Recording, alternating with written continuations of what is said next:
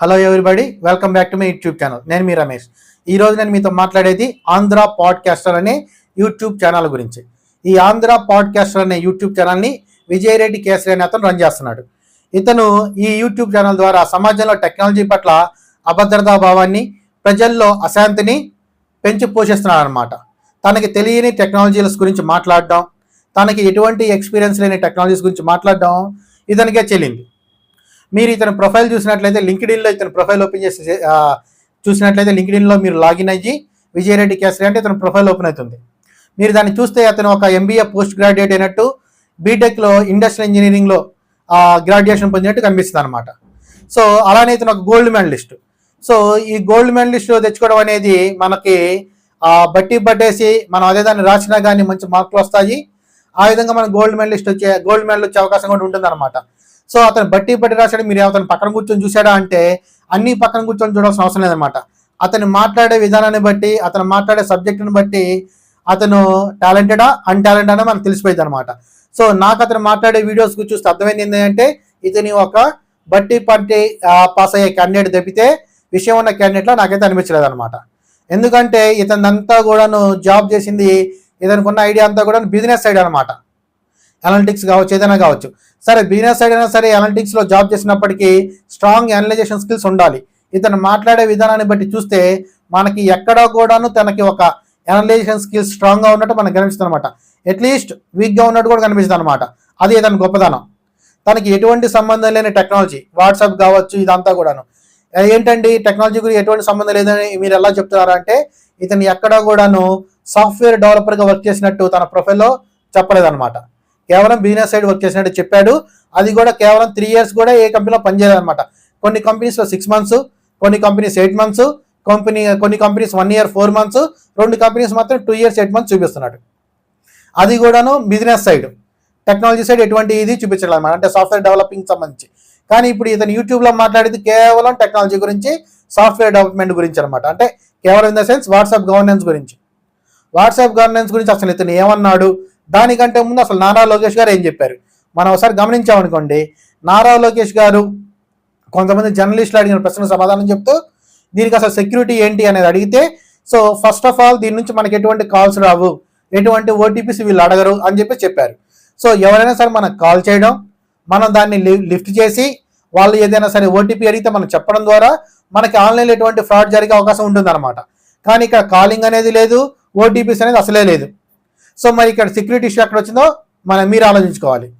రెండోది మెసేజెస్ గురించి, అది ఎలా సెక్యూర్ అని. దీనికి సమాధానం ఇస్తా మెటా సభ్యులకు చెప్పారు.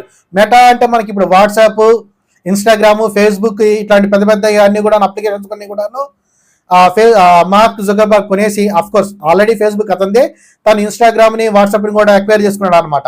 సో మొత్తాన్ని కూడా మెటా అనే గ్రూప్ ద్వారా రన్ చేస్తున్నాడు. సో ఇప్పుడు ఇతను ఈ మెటా గ్రూప్ ద్వారా ఈ వాట్సాప్ని రన్ చేస్తున్నారు కాబట్టి ఈ వాట్సాప్ గవర్నెన్స్ కాబట్టి వాళ్ళు కూడా వచ్చారనమాట. మెటా వాళ్ళని కూడా తీసుకొచ్చాడు నారా లోకేష్ గారు. సో వాళ్ళు ఏం చెప్పారు, మీరు ఏదైనా మెసేజ్ పంపిస్తే మేము దాన్ని అలానే స్టోర్ చేసుకోం. సో మెసేజెస్ అన్ని కూడా ఎన్క్రిప్ట్ అవుతాయి, అసలు మేము స్టోర్ చేసుకోము. ఒకవేళ అవి పంపించే క్రమం కూడా చాలా సెక్యూర్గా ఉంటుంది. మేము దేన్ని కూడాను డైరెక్ట్గా అలానే రీడ్ చెయ్యం, దాన్ని ఎన్క్రిప్ట్ చేసుకుంటాం. ఆ తర్వాత దాన్ని డీక్రిప్ట్ చేసి మీరు ఏదైతే యూజర్కి పంపిస్తున్నారో అతన్ని మొబైల్లో మాత్రం డీక్రిప్ట్ చేసి చూపిస్తామని చెప్పేసి క్లియర్గా చెప్పారు. మరి ఇక్కడ సెక్యూరిటీ ఇష్యూ ఎక్కడ ఉందో ఇతనికే తెలియాలి, అంట పాడ్కాస్టర్కే. ఇక మూడోది సర్టిఫికేట్ జెన్యూనిటీ గురించి. ప్రతి ఒక్క సర్టిఫికేట్కి మీకు వాట్సాప్ ద్వారా వచ్చేదానికి క్యూఆర్ కోడ్ వస్తుంది అనమాట. ఆ క్యూఆర్ కోడ్ని మీరు స్కాన్ చేసినా లేదు ఎవరు స్కాన్ చేసినా సరే దానికి సంబంధించిన అప్లికేషన్కి వెళ్ళిపోయింది. అది జెన్యూనా ఫేకా, ఒరిజినలా ఫేకా అని మీకు ఈజీగా అర్థమైపోయింది. దాని గురించి కూడా నారా లోకేష్ గారు చాలా క్లియర్గా చెప్పారనమాట. కానీ ఈ చదువుకున్న అజ్ఞానికి ఇవన్నీ పట్టవన్నమాట.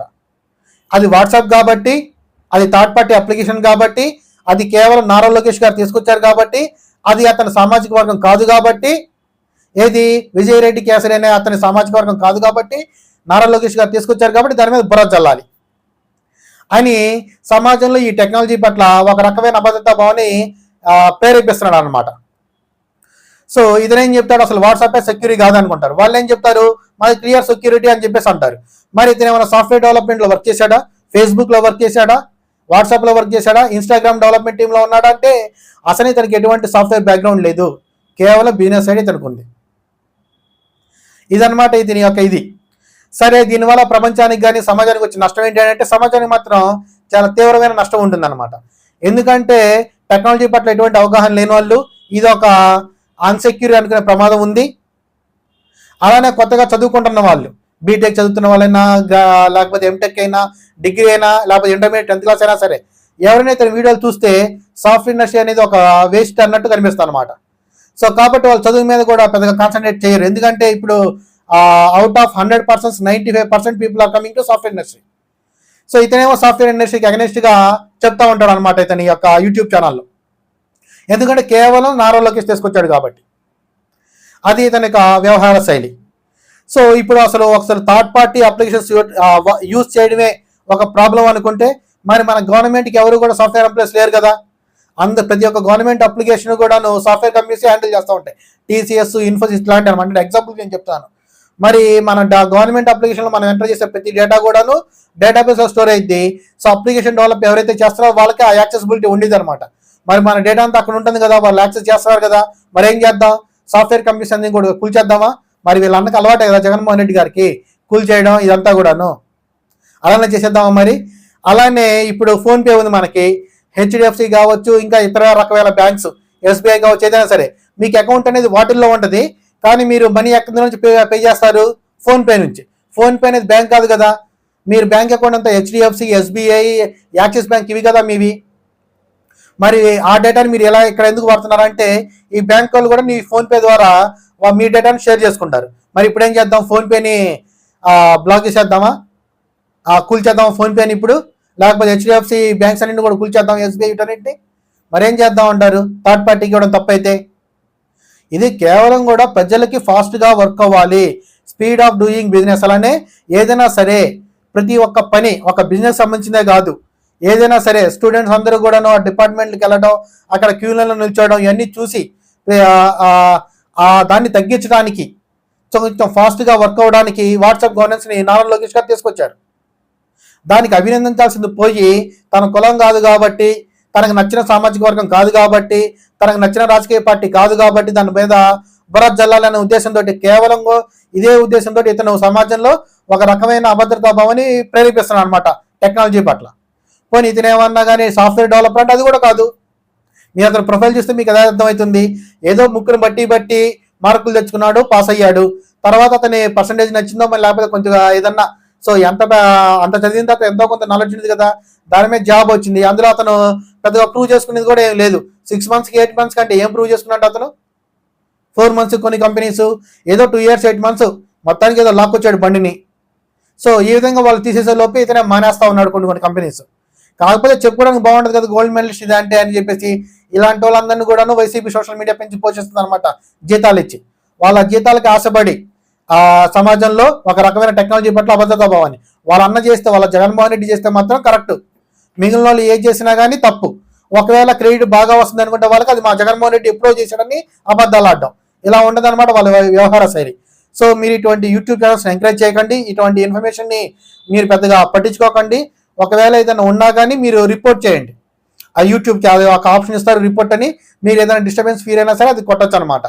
అలానే మీరు నారా లోకేష్ గారు కానీ ఇట్లాంటి వాళ్ళ ఎప్పుడైనా సరే మీ నియోజకవర్గం వచ్చినప్పుడు కానీ, లేకపోతే ప్రజా వేదికలో ఇట్లాగా అంటే ఏదైనా సరే ప్రజా దర్బార్ పెట్టినప్పుడు కానీ వెళ్ళి చెప్పడం అనమాట, ఇలా నాన్సెన్స్ క్రియేట్ చేస్తాను అన్నట్టు మీ వద్ద మీరు చేయండి.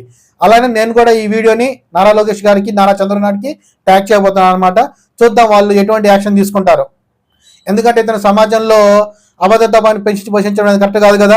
స్టూడెంట్స్కి రాంగ్ ఇన్ఫర్మేషన్ ఇవ్వకూడదు కదా, చదువుకున్న వాళ్ళకి ఇలాంటి రాంగ్ ఇన్ఫర్మేషన్ ఇవ్వకూడదు కదా. అఫ్ కోర్స్ సాఫ్ట్వేర్ ఇండస్ట్రీలో ఉన్న వాళ్ళు అనుకున్న వాళ్ళకి తెలిసింది ఇతను మాట్లాడి నాన్సెన్స్, మిగిలిన వాళ్ళకి తెలియదు కదా. సో ఆ ఉద్దేశం మీద నేను ఈ వీడియో చేస్తాను అనమాట. సో నా వీడియోని లైక్ చేసి షేర్ చేయండి, మీ అభిప్రాయాన్ని కామెంట్ చేయండి. Thank you very much.